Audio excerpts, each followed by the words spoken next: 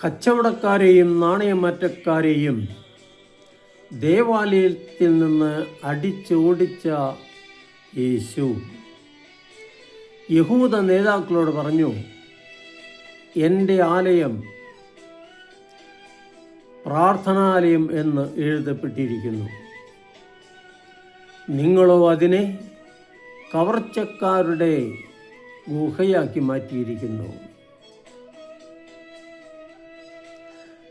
ലൂക്കാ എഴുതിയ സുവിശേഷം അധ്യായം 19 വാക്യം 46 ഇത് നമ്മൾ വായിക്കുക. ദേവാലയം ദൈവത്തിൻ്റെ പ്രത്യേക സാന്നിധ്യമുള്ള ഇടമാണ്. അത് പ്രാർത്ഥനയുടെ സ്ഥലമാണ്.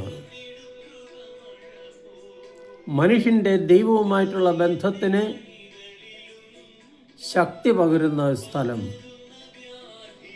അത് പവിത്രമായി സൂക്ഷിക്കണം. അതിൻ്റെ പരിശുദ്ധിക്കനുസരിച്ച് വേണം അവിടെ ഓരോന്നും ചെയ്യുവാൻ. ദേവാലയത്തിലെ